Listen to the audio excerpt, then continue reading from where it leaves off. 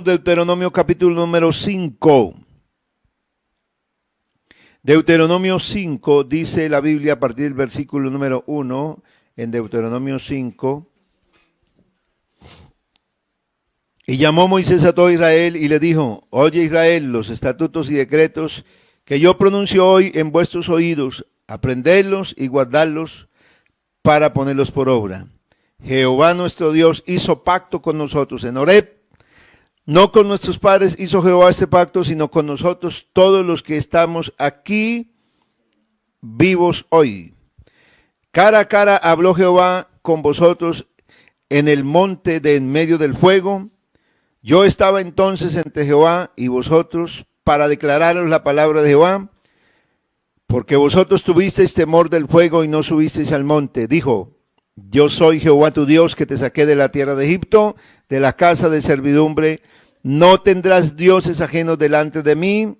Número 1 de los mandamientos. Número 2, no harás para ti escultura ni imagen alguna de cosa que está arriba en los cielos, ni abajo en la tierra, ni en las aguas debajo de la tierra.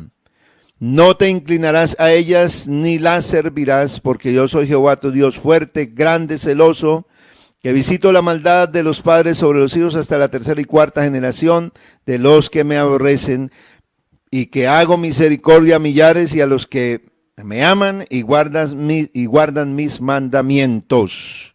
No tomarás el nombre de Jehová tu Dios en vano, porque Jehová no dará por inocente al que tomare su nombre en vano. Amén. Vamos a orar que Dios nos hable, que Dios sea propicio en este día y que la iglesia junta podamos oír, recibir la palabra del Señor. Y bueno, para los hermanos que no alcanzan a recibir esta enseñanza a través de la transmisión, pues los audios se están sacando y se están compartiendo para que le lleguen a todos los hermanos. Así que aquí nadie se está quedando sin oír la palabra del Señor. Y bueno, que Dios nos siga ayudando, porque aún a través hasta de carta podemos nosotros hacer llegar el mensaje de la palabra del Señor, y así muchos se van a convertir. Soberano Señor Jesucristo, Dios de la gloria, en esta hermosa mañana te doy las gracias a ti por la misericordia, por el amor de Dios, por la palabra que nos da siempre todos los días, por el sustento, porque tú sustentas nuestra vida con su presencia, con su poder, con su gracia y su espíritu. Hoy su pueblo está reunido, hoy su iglesia está esperando en la gracia, en la misericordia de nuestro Señor y Salvador Jesucristo. Háblanos hoy, bendícenos hoy, que la iglesia del Señor sea fortalecida de una manera especial, de una manera gloriosa, en el nombre de Jesús de Nazaret, en el nombre del Señor Jesús. Amén. Gloria a Dios. Bueno, los mandamientos, los 10 mandamientos es el tema que vamos a abordar. Hablamos de la proclamación de la ley el pasado domingo en Deuteronomios, que comenzamos desde el 4:43, y vamos entonces a entrar en lo que son los 10 mandamientos. Bueno, para repasar, para hacer una pequeña introducción y tener en presente en qué concluyó y cuál fue el fundamento que el Señor tuvo para hacer entrega de los 10 mandamientos al pueblo de Israel.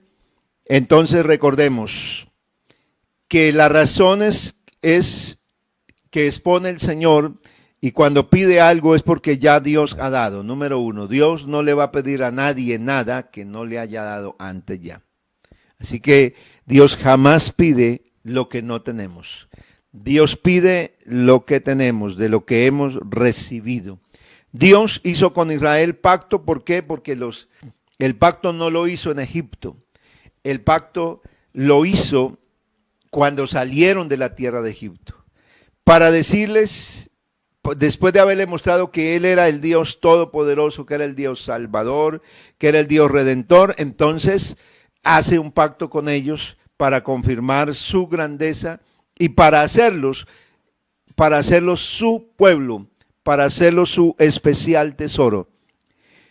Cuando ya han salido, cuando ya están prontos a entrar a la tierra prometida, que es donde va a implementarse el pacto en con todo lo que tiene que ver con todos los alcances del mismo, es en la tierra prometida. Así que cuando ya el Señor les ha dado una parte de la tierra, y les ha dado las victorias y los ha sostenido durante 40 años, entonces Dios confirma el pacto, ese pacto a los hijos de Israel, y les recuerdan que esa proclamación que hace de este pacto que concertó con ellos son los estatutos, testimonios y decretos que Moisés habló a los hijos de Israel. Que estos estatutos Dios los pone delante de ellos, ¿para qué? Para que puedan hacer lo siguiente: puedan aprenderlos, puedan guardarlos y puedan ponerlos por obra. O sea, aquí viene entonces lo que es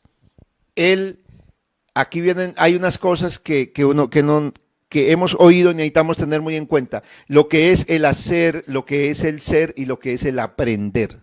Tres cosas importantísimas que estábamos viendo, y es que para poder hacer hay que ser primero, y para hacer pues hay que aprender.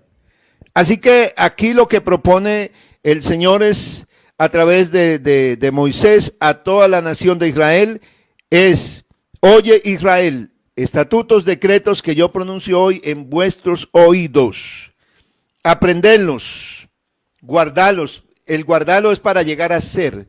Aprender es la enseñanza que continuamente la iglesia y el que está oyendo la palabra recibe.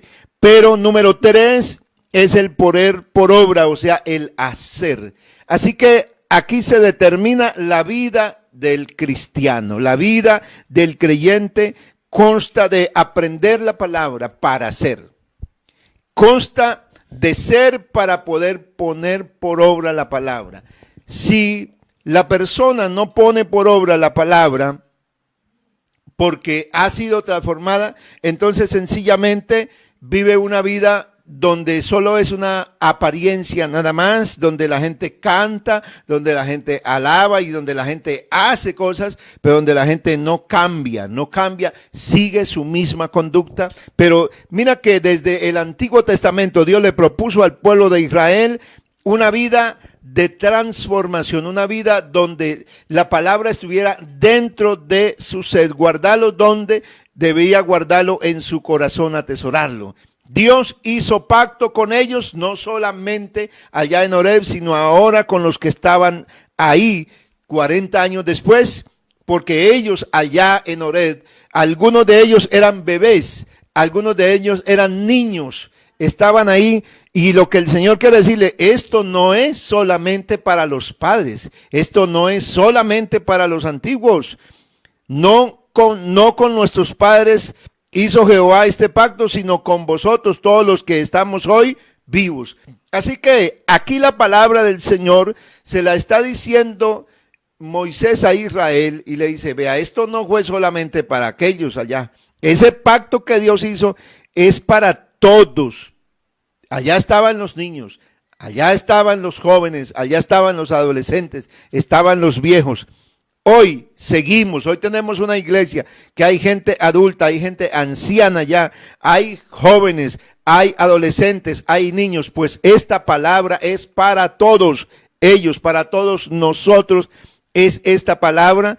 ¿Para qué? Para que el Señor pueda tener un pueblo en verdad que le reconoce, un pueblo que le sirve, un pueblo que le ama, un pueblo que le sigue. Un pueblo que en verdad está esperándolo a Él. ¿Por qué? Porque el hecho de hacer un pacto con el Señor, cada persona que se acerca al Señor, que baja las aguas bautismales, cada jovencito que le estamos dando clase, cada niño que estamos instruyendo, lo estamos preparando ¿para qué? Pues para que Él se levante con la iglesia, con este pueblo glorioso, el cual el Señor está pronto a levantar. En cualquier momento va a levantar su iglesia, y si nosotros estamos preparados, y si nosotros estamos aprendiendo y estamos guardando y estamos poniendo por obra, entonces Dios va a derramar grandes bendiciones, nos va a sostener aquí y nos vamos a ir con el Señor, porque aquí las cosas no se ven tan buenas, no se ven tan halagüeñas, no hay un futuro prometedor como se esperaba. Quizás mucha gente estaba esperando en un futuro prometedor, pero el futuro no está aquí. El futuro está en la presencia del Señor, está con Dios, mas nuestra ciudadanía está en los cielos, de donde también esperamos al Salvador, al Señor Jesucristo. Y a los amigos que nos están siguiendo y que nos están oyendo, que nos están escuchando, yo les invito para que atienda realmente a la palabra de Dios, para que usted se deje guiar de Dios, para que usted lleve su vida por el camino del Señor. Quizás usted pueda obtener muchas cosas aquí, pero aquí no vamos a permanecer para siempre. Aquí nuestra vida es tan fugaz, pasa tan de repente que no nos damos cuenta qué horas termina nuestra existencia aquí. Pero si ponemos nuestra vida en las manos de Dios, entonces nuestra vida no será una vida fugaz, sino que nuestra vida aquí será una vida de servicio. Y la obra que hagamos aquí, dice la palabra del Señor, que aunque yo muera, que aunque yo duerma con el Señor, las obras que yo haga aquí seguirán siendo perennes. Qué lindo que el que muere y muere en el Señor no queda olvidado, su obra no queda perdida, su obra queda firme. Bendito sea el Señor. Por eso el Señor, al declararles estas palabras y al hablarles de este pacto que va a hacer, el versículo 6 dice: yo soy Jehová tu Dios, que te saqué de la tierra de Egipto. Deuteronomio capítulo número 5, versículo 6. Esto también está, este mismo decálogo, estos mismos mandatos también están en Éxodo 20, capítulo 20, versículo 1 en adelante. Ahí también encuentra los mismos mandamientos, los mismos 10, para los que están estudiando la palabra. Yo soy Jehová. Lo primero, la base del pacto se está confirmando y ratificándose en alguien. Ese alguien que está hablándole al pueblo es Dios. Se declara por su nombre: yo soy Jehová, o yo soy el Señor. Está declarándose por su nombre y le está diciendo: soy tu Dios, tu Dios. Pero ¿por qué se proclama como Dios? Dice: porque te saqué de la tierra de Egipto, de la casa de servidumbre. Así que cuando el Señor me llama a mí, me llama para ser el Dios mío. La gente muchas veces llama a Dios y dice: el Señor es mi Dios, es mi Señor, es mi Dios, es mío. Pero quien dice primero que somos de Él es Dios. O sea que cuando Dios nos llama un día, nos escoge, nos llama con el fin y con el propósito de ¿qué? De ser Él nuestro Dios. Para que nosotros de ahí en adelante, desde ese día que le conocemos, desde ese día en adelante nosotros le invoquemos como nuestro Dios, como nuestro Señor, como nuestro ayudador, como nuestro socorro, como nuestro sanador. O sea, si Dios va a ser el Dios nuestro, oiga, qué hermosísimo entonces es tener a este Dios. Yo soy tu Dios, yo soy el Señor tu Dios, que te sacó de la tierra de Egipto, de la casa de servidumbre. Y ahí tenemos que recordar algo: de dónde nos ha sacado el Señor, de dónde nos sacó el Señor. Nos sacó porque éramos siervos, servíamos a alguien, éramos esclavos de alguien, pero ese que se enseñoreó de nosotros y que nos cautivó, no era el Señor el que nos guardó, ni el que nos dio la vida, ni el que nos sana, no, era el que nos destruyó. Y es el destructor, es el mal, el maligno, es el destructor del ser humano, de toda la humanidad. El pecado, a través del pecado el ser humano es destruido por el maligno. ¿Por qué? Porque el pecado viene y se apodera y lo vuelve esclavo de un ser que no le hace beneficio y ni ayuda a nadie, jamás tendrá misericordia el maligno de nadie, de sus presos. A sus presos, dice la Biblia, jamás les abrió la cárcel, los tuvo ahí hasta que se murieron. Pero cuando vino el Señor Jesucristo, Él dice que vino a abrirle la cárcel a los presos. Él vino a liberar a los oprimidos. Él vino a sacarlos. El Señor te ha sacado a ti y me sacó a mí. Me sacó de la servidumbre donde perdía todo. Donde se perdió el hogar, donde se perdieron los hijos, donde se perdió la familia. Porque el ser humano sin Dios pierde todo. Pierde sus fuerzas, pierde su salud, pierde el trabajo. Tanto que se esfuerza trabajando el ser humano para coger su dinero y tirárselo en lo que no es. Por eso la Biblia dice, ¿por qué gastáis vuestro trabajo en lo que no es pan? ¿Por qué gastáis todo en lo que no sirve? Oídme atentamente y comed del bien y se deleitará vuestra alma con grosura. Bendito sea el Señor. Venid, dice el Señor, venga y compre de mí pan, compre de todo, vino y leche sin precio, sin paga, porque el Señor sí te da a ti, el Señor sí me dio a mí, porque Él pagó primero un precio. Él si hace un pacto conmigo, es porque Él tiene suficientes razones, Él tiene una demostración extraordinaria de que Él sí es Dios. Aleluya. Él hace una demostración a cada ser humano que lo conoce a Él de que Él es el Todopoderoso. Él nos hace una demostración extraordinaria de que Él es el Salvador, es que de verdad nos salva.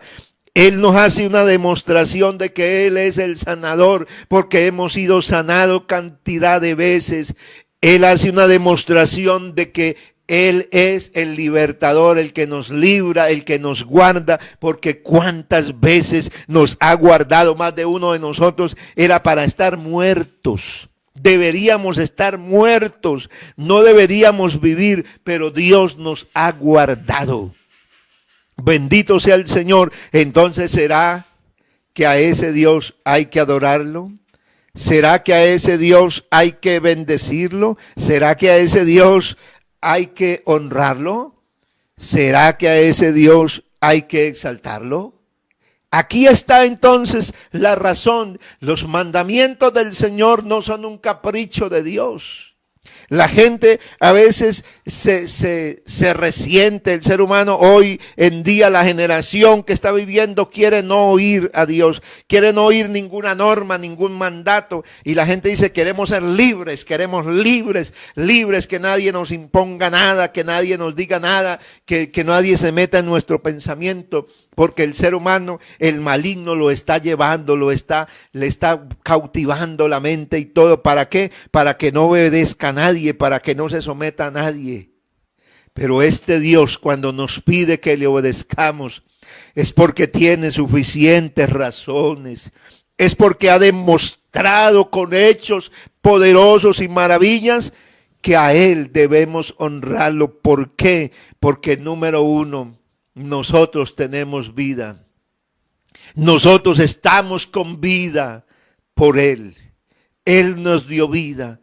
Y a los que ya estamos en la iglesia, a los creyentes, nos dio vida. Y vida en abundancia. Nosotros tenemos vida eterna. Hoy tenemos vida eterna. Si nos morimos hoy, no vamos a perecer. Si morimos hoy, vamos a estar con el Señor. Pablo decía, yo tengo un deseo de partir y estar con Cristo, lo cual sería muchísimo mejor. Estar con Él es muchísimo mejor.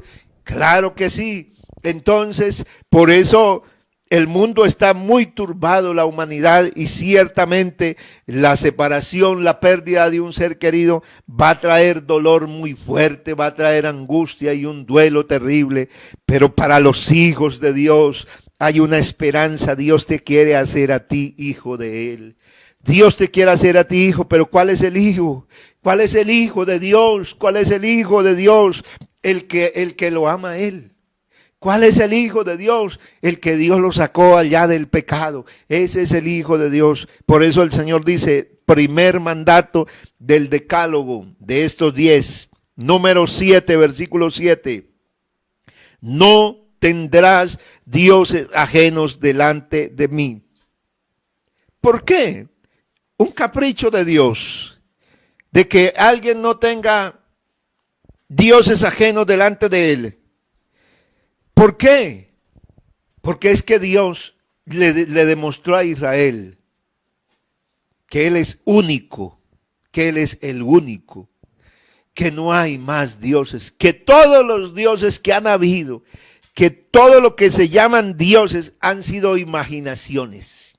Realmente los dioses, no existen dioses, porque hay un solo Dios. Los dioses se los ha inventado el hombre. Los dioses son cuestiones mentales, pero el Dios verdadero, el que hizo los cielos y la tierra, sí existe y es único. Y Él es el que hizo todas las cosas y Él hizo al hombre. Y Él también hizo la salvación para el hombre. Por eso es que Dios pide y dice claramente, dice, no tendrás dioses ajenos delante de mí. O sea que no vas a poner a otro, no te vas a inclinar a otro, no vas a reconocer a ningún otro, porque yo solo soy Dios. Yo solo soy el existente. Yo existo desde la eternidad y hasta la eternidad. Dios no tiene ni comienzo ni fin. Él no tiene principio de días ni fin de vida. Perdón. Dios es el único. Dios es y no hay más. Así que por eso Dios pide que no haya dioses ajenos, porque los dioses están aquí. Son imaginación del hombre. No existen. Por eso solamente yo debo rendirle culto a Dios. El número 2. No te harás para ti escultura, no harás para ti escultura, ni imagen alguna de cosa que está arriba en los cielos, ni abajo en la tierra, ni en las aguas debajo de la tierra. ¿Qué dice el Señor? Dice, no harás para ti escultura, ni imagen alguna de cosa que está arriba en los cielos. ¿Qué está arriba en los cielos? Si arriba en el cielo está Dios, si allá están los ángeles, si allá están los seres espirituales, ¿qué dice Dios? Dice, no harás para ti escultura ni imagen alguna de cosa. No harás. Que esté arriba en los cielos, pero va más allá, dice, abajo en la tierra, ni en las aguas debajo de la tierra. O sea que Dios cuando reclama que no tengas un Dios ajeno es que no te rindas, no reconozcas a nadie. Por eso el que conoce a Dios no reconoce a nadie más, sino al Señor Jesucristo, sino a Dios. A nadie más reconocemos como Dios, porque nadie más es Dios. No existe. Por eso Dios es incomparable. Dios es infinito, Dios es invisible, al único y soberano Dios, al único y soberano Rey de reyes y Señor de señores, invisible. Él es invisible. Así que, ¿cómo se podrá hacer una imagen de Dios si Dios es invisible? Por eso la palabra dice, no te harás escultura ni imagen alguna de lo que está arriba en los cielos ni abajo en la tierra. Y en ese versículo explica en el segundo mandamiento, dice, no te inclinarás a ellas ni les servirás. O sea que el ser humano ha venido siendo cautivado y siendo engañado. ¿Por qué? Porque en algún momento el ser humano tiende a rendirle culto a otro que no es Dios. ¿Y de qué manera lo hace? Pues porque se hace alguna imagen, se hace alguna idea. Todo entra por aquí, por la mente, pero aquí el hombre fabrica, aquí el hombre elabora y termina siendo un Dios. En el libro de Deuteronomio, cuando ya vimos, en el capítulo 4 que ya lo leímos, dice la palabra del Señor que cuando Dios los sacó de Egipto, y les dice una cosita, los advierte de algo importantísimo. Y le dice, vea, tengan presente algo muy importante. El día que yo los saqué de la tierra de Egipto, el día que yo los saqué de allá, cuando les hablé de en medio del monte, muy claro algo, escuchen, ninguna figura visteis de mí, ninguna. Lo único que pudieron ver fue el fuego y oír el sonido y el estruendo que había, pero a diferencia de oír ese estruendo y de ver el fuego, ninguna figura visteis de mí, para que no os corrompáis y vayas a hacer para ti imagen alguna. ¿Qué dice la palabra de Dios? Ahí en Deuteronomio capítulo 4 dice que no se corrompa ninguno, no haya ninguno que se corrompa y vaya a hacer una imagen de ninguna manera. ¿Por qué? Porque el Señor dijo, yo se lo he dejado a los pueblos. Le he permitido a los pueblos, a las naciones que hagan eso, pero a ti, con el pueblo que yo estoy haciendo un pacto, a ti Dios no te lo va a permitir. ¿Por qué? Porque yo soy el Dios fuerte y celoso. Yo soy celoso. No, así que como no tengo ninguna imagen que se pueda hacer de mí, no te vayas a corromper a hacer figura de hombre alguno, de figura a semejanza de un hombre, ni tampoco de un animal que se arrastra, que está por la tierra, ni uno que se arrastra, ni lo que está en las aguas, nada, no hagas nada. Aquí la palabra del Señor, entonces en Deuteronomio, está hablando con toda claridad de que Dios no quería que se hiciera, pero en el pacto, en las tablas de la ley, que las tablas de la ley hablan de la firmeza del pacto, porque al estar escritas en piedra, están hablando que lo que se grababa ahí, lo grabó Dios, es la firmeza en la cual Dios iba a hacer el pacto. Ese pacto, la piedra, una letra escrita en la piedra no se podía borrar con el agua, no se podía poner hasta la intemperie y no se borraba. La firmeza de Dios con el pacto es que el ser humano debe reconocer que lo que Dios dice, lo dice y no lo cambia. Que cuando Dios habla, escribirlos en piedra, las tablas que estaban allí con los mandatos, significaba que al pasar los años y el tiempo, eso que estaba escrito en piedra no se iba a borrar. No tenían que buscar dónde regrabarlo otra vez porque iba a estar presente. El pueblo de Israel debería tener los mandamientos guardados en el tabernáculo de reunión, en el arca del pacto, en el cajoncito ese. Ahí tenían que estar las tablas de la ley para que Israel jamás se fuera a olvidar del pacto que Dios había hecho con ellos. Bendito sea el Señor. Entonces, por eso les habla, por eso Dios no estaba prohibiendo como tal el arte. No, Dios no estaba prohibiendo eso. Porque es más, el tabernáculo de reunión tenía una cantidad de arte. Habían artesanos especialistas para hacer esto. Pero lo que Dios estaba prohibiendo era que se hiciera una imagen de algo que se mencionara como Dios. Que se hiciera una estatua, que se hiciera una escultura de algo que se pareciera a Dios. De algo que fuera una figura de lo divino. Dios dijo, de eso no me van a hacer nada y no te inclinarás a ellas ni las servirás. O sea, no puedes inclinarte, hincarte para honrarlas. Dice, no te inclinarás y no les servirás porque yo soy tu Dios fuerte y celoso que visito la maldad. Así que el Señor que dijo, no te vas a inclinar, no los vas a honrar. Por eso el ser humano tiene que considerar a qué Dios tiene, a quién honra. El que ha conocido a Dios definitivamente no puede aceptar, no puede inclinársele a cualquier cosa. Nosotros tenemos arte en nuestras casas, claro que tenemos. Claro que tenemos las fotos de nuestros padres, cuadros, pinturas tenemos. Y eso no es idolatría. ¿Por qué?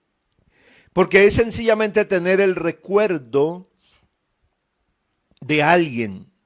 Pero yo no me levanto y cuando veo la foto de mi papá, yo no me encomiendo a mi papá mirándolo a él para decirle, guárdame en este día. No lo reverencio a él de ninguna manera. ¿Por qué? Porque ese simplemente es la imagen de alguien que sí, que yo pude ver, o que si yo no vi, otro lo vio y le tomaron la foto, y lo que está ahí corresponde a una realidad. Pero a Dios, que nadie lo ha visto. A Jesús, que nadie lo fotografió, nadie le hizo una escultura, a pesar de que en ese tiempo ya se hacían esculturas, no hay ninguna de Jesús. ¿Por qué no quedó? Porque se tenía que cumplir lo que dijo el Señor en su palabra, que de él no se haría ninguna imagen para que la gente se postrara y le rindiera culto. Alabado sea el Señor Jesús. Así que Dios es el que nos enseña y el que nos dice cómo es que yo debo de amarlo a Él, cómo es que yo debo de servirle a Él, cómo es. Porque no es decir yo amo a Dios y yo le sirvo a Dios, sino cómo yo le sirvo a Dios. No es decir yo le rindo culto a Dios. Yo estoy entregado al Señor, yo alabo al Señor. Es cómo lo alabo a Él. Es cómo le rindo el culto a Él. Porque Dios es claro de qué manera exige que el culto se le dé a Él. Así que a Dios se le tiene que alabar sin necesidad de ver nada. Por eso la palabra del Señor nos habla de la fe. Y la fe es la certeza de lo que se espera y la convicción de lo que no se ve. Por eso, cuando nosotros decimos hoy que Dios está aquí, estamos diciendo lo que está, pero ¿quién lo está viendo? ¿Quién está viendo al Señor para que diga, no, aquí está? Sí, yo ya lo vi que pasó por aquí. No, Dios es espíritu. Dios lo llena todo. Él, ¿cómo va a caber en una escultura? ¿Cómo va a caber Dios en una pintura? Si los cielos de los cielos, dijo Salomón, no lo pueden contener, ¿cuánto menos una casa que yo he edificado? Dios, cuando se menciona a Dios y se usan los términos de grande, se usan sencillamente en un sentido humano, antropomorfógico. Bueno, un sentido que hay una antropomórfico es la palabra. O sea, cuando hablamos de grande, lo decimos en el sentido de que los humanos podemos comprender, porque grande tiene medida. Grande tiene medida, pero Dios no tiene medida. Él es inalcanzable en medidas, nadie lo puede medir. Así que por eso Dios dice, no tendrás dioses, no harás para ti escultura, no te inclinarás, no servirás. Hay una parte de como un paréntesis que quiero hacer para no pasarlo por alto. No sé el tiempo que lleva.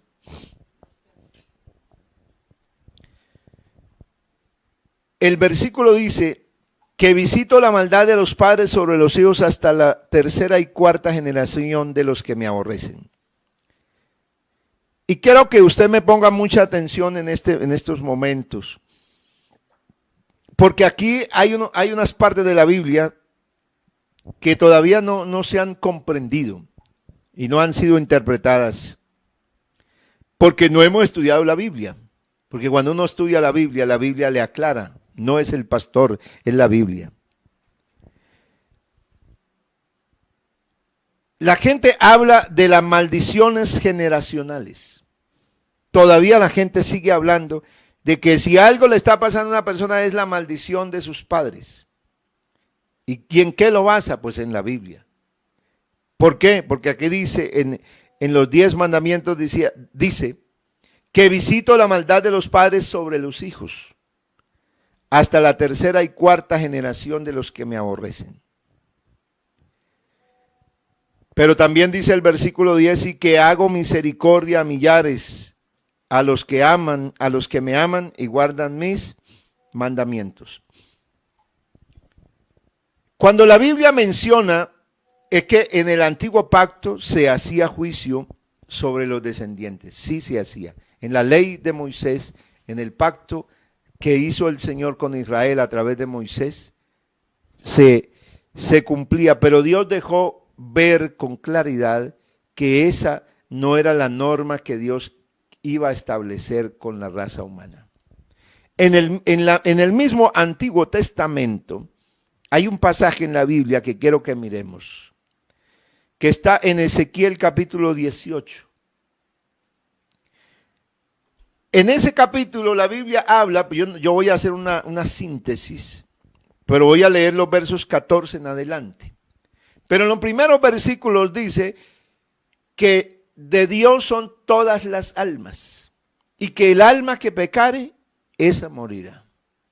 O sea que ahí está poniendo por claridad, pues está dando por sentado, que Dios a quien va a reprender, que Dios a quien va a hacerle juicio, va a hacerle al que peque. El que pecare, ese morirá. Y entonces empieza a hablar del que le sirve a Dios, del hombre que le sirve a Dios, y empieza a hablar de aquel que no le sirve a Dios. Y al terminar ese pasaje y entrar en el versículo 14 dice, mas he aquí, o en el enlace, que puede decir también, pero si algún padre, mas he aquí, si engendra un hijo que observa todos los pecados que su padre ha cometido, y viéndolo, no hace lo mismo. Escuche eso, un padre que vivió mal, que hizo una vida desordenada, que se apartó de Dios. Pero si éste engendra un hijo, o sea, tiene un hijo, y ese hijo observa, mira, todos los pecados que su padre ha cometido, y viéndolo no hace lo mismo. ¿Qué dice? Y viéndolo no hace lo mismo.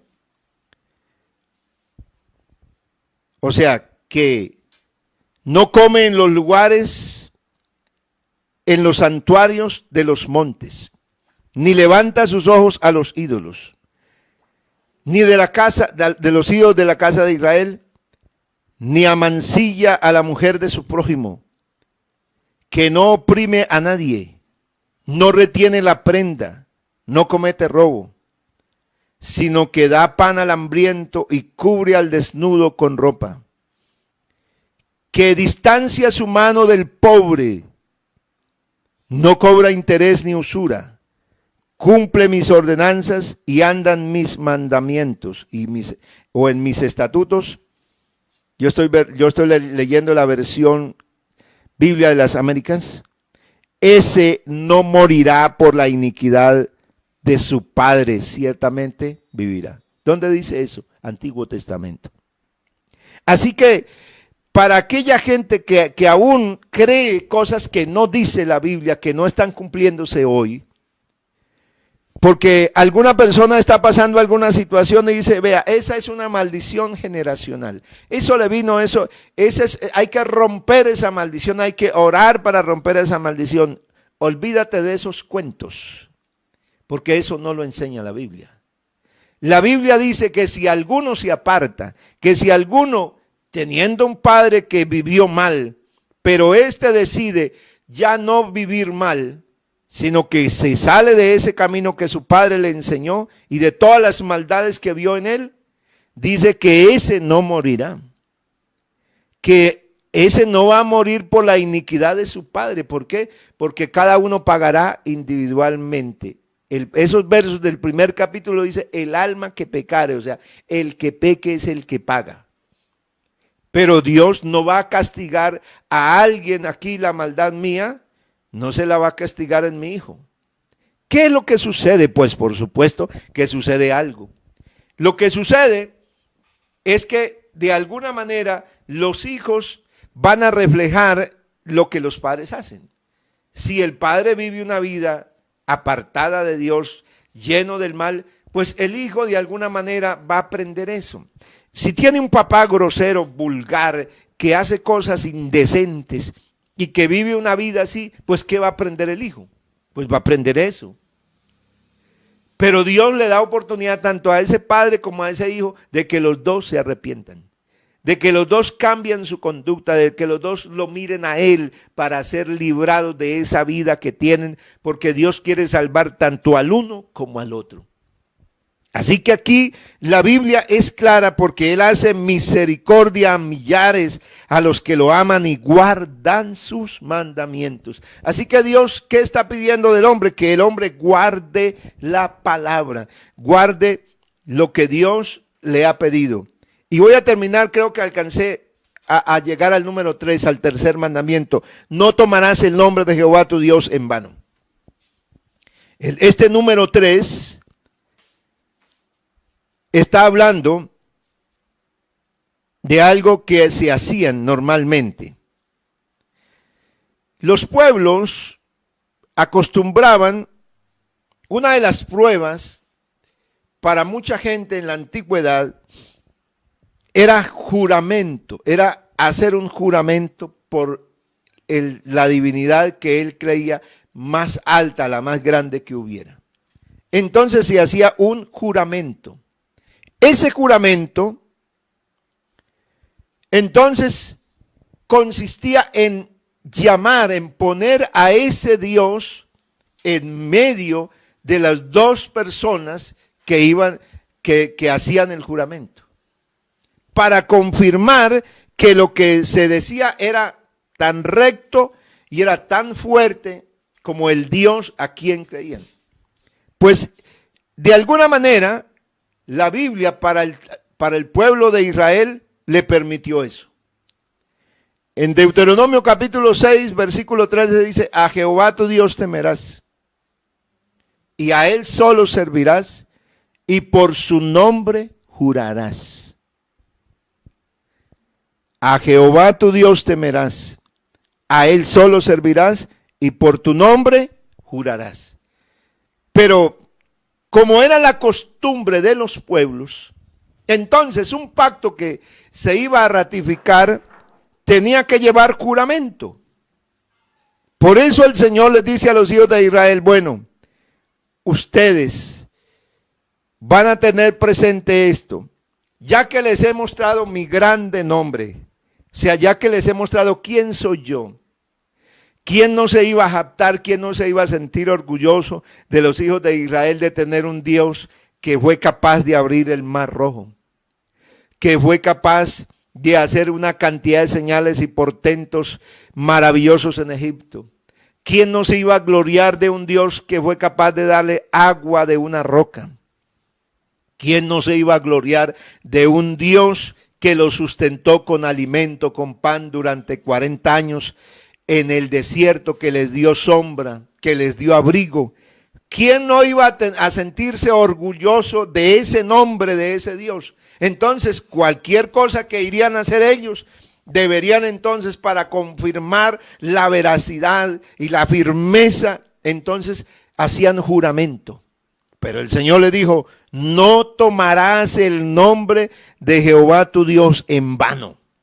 No lo tomarás, porque Jehová no dará por inocente al que tomare su nombre en vano. ¿Por qué?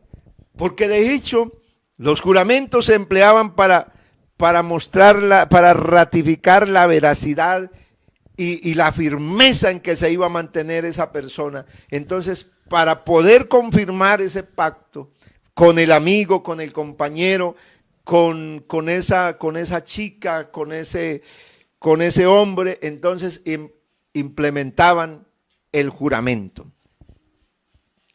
Y así lo hacían. Lo más tremendo es que todavía lo siguen haciendo hoy. La gente sigue jurando hoy. Pero ¿qué dijo el Señor acerca de esto?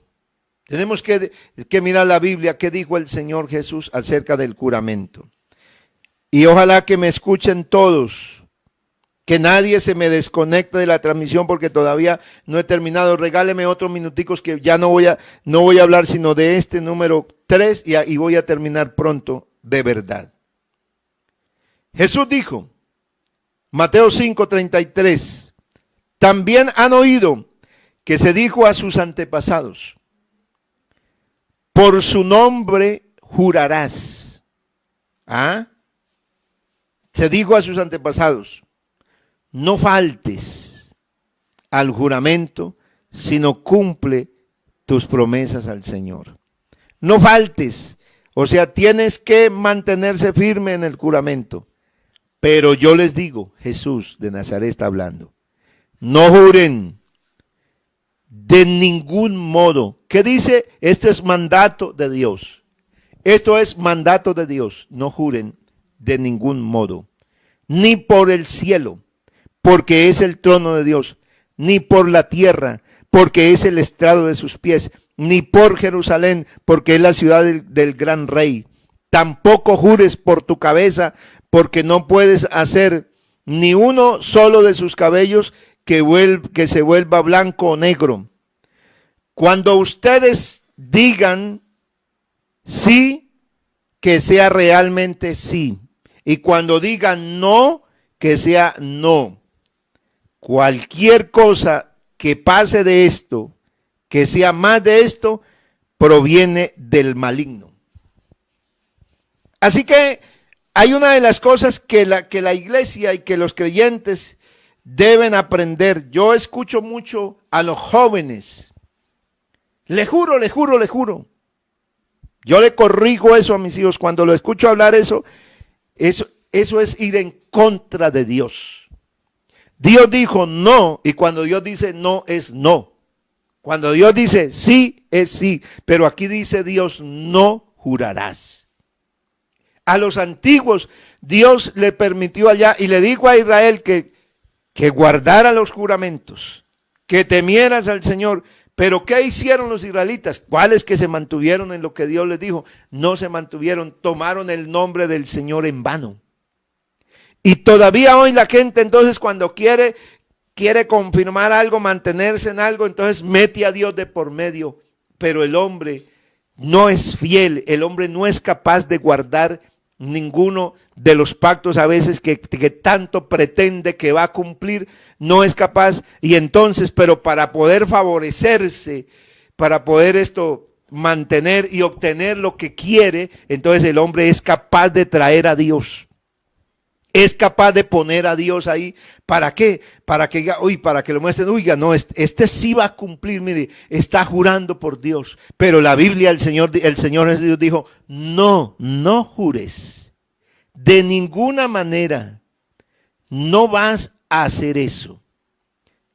Allá a los antiguos se les dijo eso, que no faltes al juramento, sino que le cumpla al Señor la promesa, pero yo les digo, no juren de ningún modo, ni por el cielo, ni por el cielo porque es el trono de Dios, y lo vuelvo a leer, ni por la tierra, porque es el estrado de sus pies, ni por Jerusalén, porque es la ciudad del gran rey, ni por tu cabeza, ni por nada. Sino que cuando ustedes digan algo, aprendan a decir verdad. El creyente, nosotros Dios nos sacó de Egipto, allá de Egipto es de la mentira. De la mentira. Una de las cosas que el hombre ha aprendido con avidez y en las que se mueve como pez en el agua es en la mentira. La mentira ha sido el bocado más fuerte que el hombre se saborea y a diario. Es capaz de mentir con toda franqueza, pero lo más horrible del hombre es que es capaz de meter a Dios. Es que es capaz de meter a Dios. Y por eso la gente se jura amor eterno y mete a Dios de por medio. Pero Dios nos enseñó a hablar con sí o no. Cualquier voto que nosotros hacemos, simplemente mencionamos la palabra sí. Usted estaba en tal parte, sí, usted va a hacer esto, sí, Señor, sí prometo. Hasta ahí ya. Los votos que hacemos cuando una pareja se va a casar es, usted acepta a este varón o acepta a esta jovencita para que sea tu esposa, te vas a mantener fiel. Pero nunca le pedimos, diga, júrele que no, no, nada de eso. Simplemente le decimos, promete. Y la persona dice, sí, yo me comprometo, decía, yo empeño mi palabra. Yo la voy a empeñar de ser fiel. El Señor dijo que nosotros debemos ser así. Por eso el mandamiento, este mandamiento dice, no tomarás el nombre del Señor tu Dios en vano. Y escúcheme bien por qué. Da una razón, dice Dios, porque no dará. Fuerte, oyó, esto es fuerte, esto es fuerte, esto es serio. Porque no dará Dios por inocente al que tomare su nombre en vano. O sea que si no lo da por inocente es que lo da por culpable. El que tome el nombre del Señor para hacer juramentos, cualquiera que sea, así lo cumpla, Dios no lo da por inocente porque Dios dijo que no jures. Que no jures y es categórico en afirmarlo. No vas a jurar ni por el cielo, ni por la tierra, ni por Jerusalén, ni por tu cabeza, ni por tu mamá. Porque ahí, veas, se lo juro por mi mamita linda. No jures por nadie, porque no agradas a Dios. Porque no agradas a Dios. Aprende a ser una persona de verdad. Aprende a ser firme en tu palabra. ¿Por qué? Porque cuando digas sí, es sí. Y cuando dices no, es no, porque lo que procede de ahí más, eso lo dijo el Señor, lo que más salga de ahí, lo que le añadas ahí, dice sí, ay, sí, yo le prometo por mí. Eso dice la Biblia, que lo que proviene más de ahí, de sí o no, viene del maligno, viene del mal. No le agregues nada. ¿Por qué? Porque viene del mal. Eso es lo que el Señor me enseña. ¿Por qué Dios me pide que guarde eso? Sencillamente porque yo soy el que te saqué de Egipto. Yo soy el Dios que te libré. Yo soy el Dios que te salvé, el que te mostré el camino. Yo soy el único y lo que yo digo, yo tengo las razones, suficientes razones, dice el Señor, para decir no aquello y no aquello. No es porque yo soy caprichoso, es porque te amo, es porque te quiero librar. Porque cuando el hombre no obedece a Dios, cuando el hombre se desvía de Dios, puede sucederle cosas muy tristes, pero cuando el ser humano oye a Dios y le sirve al Señor, le suceden cosas extraordinarias y grandes. Por eso mi Dios es único, es verdadero. En Él no hay falla, Él no falta nunca a su palabra. Dice la palabra del Señor, el apóstol Pablo dice, porque todas las promesas de Dios son en Él sí. Y en Él, amén. Esas son las promesas de Dios. Dios dice sí, sí. Dios dice amén. Dios me enseña a ser como Él. Cuando tú hables, joven, hermano, hermanita, que estás en el Señor, lleva tantos años y todavía jurando. ¿De dónde? ¿De dónde? No hemos leído la Biblia. Aquí está la palabra del Señor. Saca eso y cuando se le venga eso en la mente, pídale perdón al Señor. Cuando le diga, vea, cuando le diga a alguien, le juro, porque ya como lo tiene por costumbre, pídale perdón a Dios, porque es a Dios a quien ofendes. Así que nosotros debemos aprender a vivir para Dios como lo dice la palabra de Él. No hay que en ninguna manera meter algún juramento. Aprendamos a hacer sí o no y ya. Démosle gracias al Señor. Le prometí que era unos minuticos y aquí termino ya. Vamos a orar. Vamos a decirle a Dios gracias por la palabra.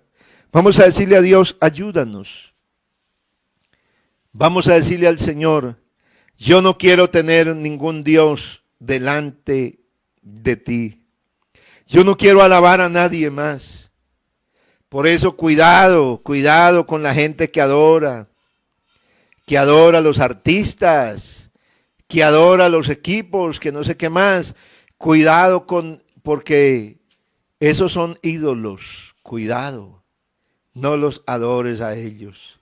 Solamente hay uno que merece nuestro verdadero reconocimiento.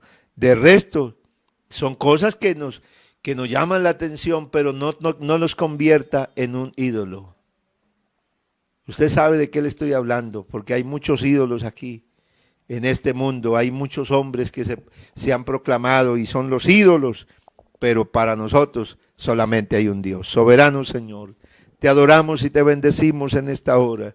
Te damos la gloria y la honra y la alabanza al Dios que nos salvó, al Dios que nos amó, al Dios que nos sacó de allá de la esclavitud, al Dios que mostró maravillas, Señor, en nuestras vidas y que sigue mostrando cosas gloriosas y maravillosas para que le sirvamos, para que le sigamos, Señor. Nos apartó para ser el pueblo de su nombre y de su gloria. Señor Jesucristo, esta es una vida santa. Estar apartados de todo el pecado es vivir la vida de santidad. Señor, es estar apartado de lo que el mundo hace, Señor. Ayuda a nuestra juventud, nuestros jóvenes, nuestra iglesia, Señor, a este pueblo, nuestros ancianos, porque todavía hay gente con cosas que en verdad no te agradan a ti, que todas esas cosas que no te agradan podamos sacarlas definitivamente de nuestra vida, así como estábamos viendo en esa maletica que cargamos una cantidad de cosas que no nos sirven,